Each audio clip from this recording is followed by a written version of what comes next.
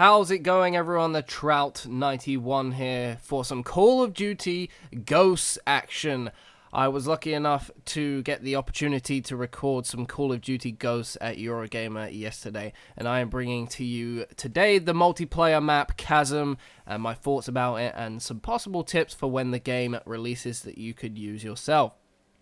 So this map, it's got a lot of different levels to it. It's got the higher ground, it's got the lower ground. There's actually a subway you can enter to use for flanks.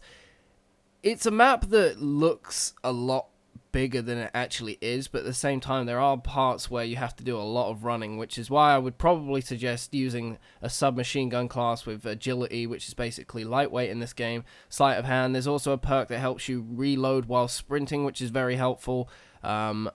As far as things like dexterity or stock, I'm not 100% sure what is going on with those kind of things right now. Simply because this game is not the full build. This is just the, I can't remember what build it is, but it's a very early build. It's one that was at Gamescom.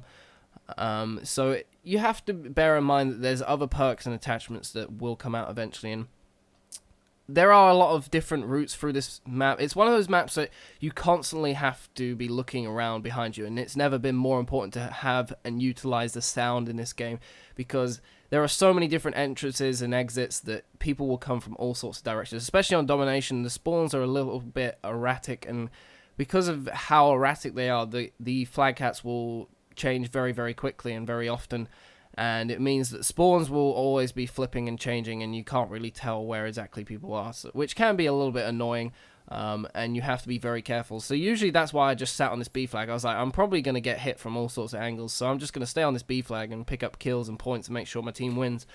And that's what I did. I used the Vector CQB. It's probably the best submachine gun on the game, although we've only had access to two of them, that and the MTAR. The assault rifles do have their place on this map. There are a lot of lines of sight, especially in the higher ground of the buildings. The underground subway can also be utilized for the assault rifles, but it's not exactly necessary. I would certainly recommend bringing your submachine gun or shotgun. They prove to be pretty decent in this kind of map, as I pick up a beautiful little double kill there for the SATCOM. The SATCOM UAV is very useful. There is a perk that will counter it, which a lot of people seem to run, so if you're not using it, you can get punished quite easily, because a lot of people do run the SATCOMs, especially in this build. The support streaks and the assault streaks all had SATCOMs in it, very similar to Modern Warfare Freestyle, so it was like 3 kills in a row for the assault, and then 4 points for the support. There was also the specialist kill streaks, which hasn't actually been unveiled as to what it is. It was there, but it wasn't selectable. It didn't tell you much about it. Basically, it just told you we're going to get perks for kills and points and stuff like that. So, hopefully there'll be more of an update on that in the coming month or two until release, and we might actually get to see what that's all about, because I know a lot of people are excited about it. But yeah, this is my gameplay on the CHASM. It's a fun map. It's probably one of my favorite maps of all of the ones that I played. There's also Strike Zone, Octane, and Whiteout. Whiteout being a large snow map, Octane being a small petrol station map that you should have seen in the adverts and the promotional stuff. And there was also Strike Zone, which is the one where you can get the Chem Strike, which is it's not the nuke, but it's like you get a field order. Those blue briefcases you might be seeing on the screen, you pick them up. You have to do a task like get a double kill or get a headshot or melee someone, and you'll get an extra care package with a kill streak in it. And it is only available on Strike Zone as well. I thought I would just reinforce that. So yeah, that's that.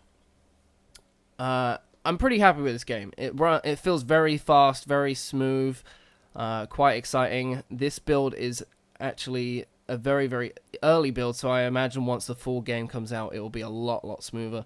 And the guard dog kill streak is actually quite funny, watching this dog just jump out and kill people. When you get a kill, it actually says martyr dog, which is quite funny. You know, who doesn't enjoy their lame puns? But anyway, this is the end of the video. I'm going to leave you with the final kill count being a double dog kill. Yes, that is some super dog cheese right there. But if you enjoyed the video, please do drop a like rate and share it around with anyone who you think might be interested in watching it, and I'll see you later. Peace out.